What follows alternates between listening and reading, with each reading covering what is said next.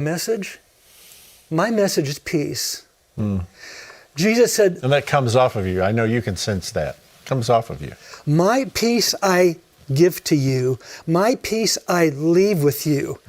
Peace is not just tranquility. We know peace in the Hebrew, nothing missing, nothing lacking, nothing broken. Shalom. We have 3 foundation scriptures that we ask people to pray. Peace be still. Any storm in your life, we ask people to pray, peace be still over their family, their neighbors, and their city. And then Ephesians 2:14, get this, it says, Jesus himself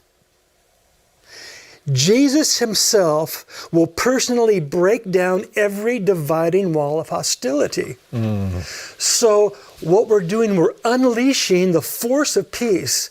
I pray this every day over my family, my neighborhood, and the leaders, and those who oppose God and are to bring down godliness in this country and raise up ungodliness and anarchy. Jesus will break those dividing walls down. And then the third one is, let the peace of God rule and reign in your hearts. That word rule means to be an umpire, like in a baseball game. So you have the city council and the mayor making decisions. We're unleashing the force of peace. Peace will help them make the right decisions. All the activists, peace, what does it say? That God turns the hearts of kings? That's right. Yeah. And we also know about the prayer of agreement. Yeah.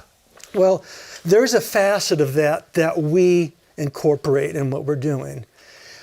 We can come into agreement. But what happens when you come into agreement with the Word? God can't lie.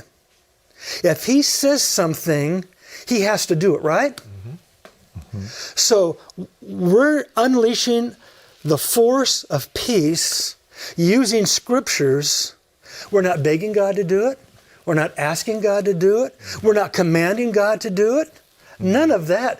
God, you said you would do it. Your word will not return void. It will always accomplish everything you set it out to accomplish. But also, God needs people. He needed a Noah. He needed an Abraham. He needed a Moses. He needs a people. Ezekiel 22:30 says, I sought for a man or a woman to stand before me, to make up a hedge and build a wall before me for the land, and I found none. God is looking for people, so we're finding people. He's looking for people to take a stand. That's one thing you teach. Yeah. And He's waiting on us. He can't move till we move. Yeah. And why is that?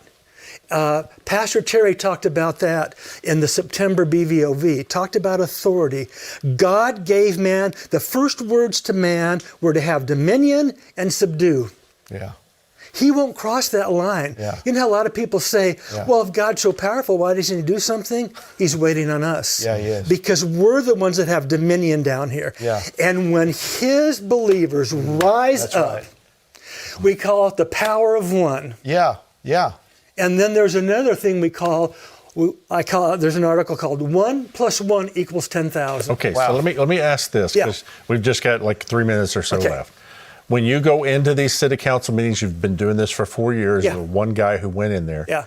And what do? You just sit and pray quietly? Is that what sit and pray quietly, intercede, and then as the Lord leads, I speak. How has it grown?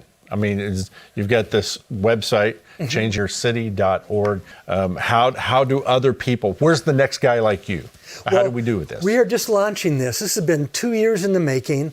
We're just now launching Changing Your City, and we are getting the word out through social media and through other avenues, and one by one, it's a 3-minute prayer. And we're asking people to pray that prayer, because they can pray anything they want other times. But 3 minutes a day, pray that prayer. I met with the police chief wanted to meet with me, fine Christian man. And I said, just think what would happen if 100 of your police officers who are Christian every day while they were putting on their uniform and entering the battlefield, prayed this prayer. That's enough to change a city. Yeah, it is. Oh, it absolutely is. Yeah, so it's exciting. It's something very simple, very easy. Wow. And God sent a Jonah to Nineveh. He sent a Jonah, one guy, and he sent you. And what we're going to experience tomorrow, and we're all giving cheers and Altamar Mayor, rightly so.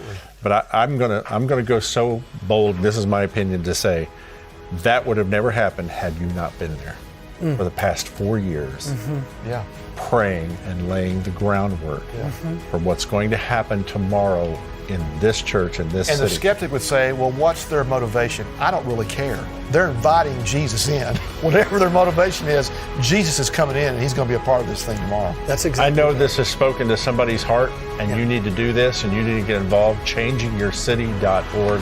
Jim DeLong, thank you. Thank you, sir. It's an honor to be here. So very much for what you do. Thank you for what you've done. Precious man. And I want to see this all across America, from the smallest towns to the largest cities. You can do that.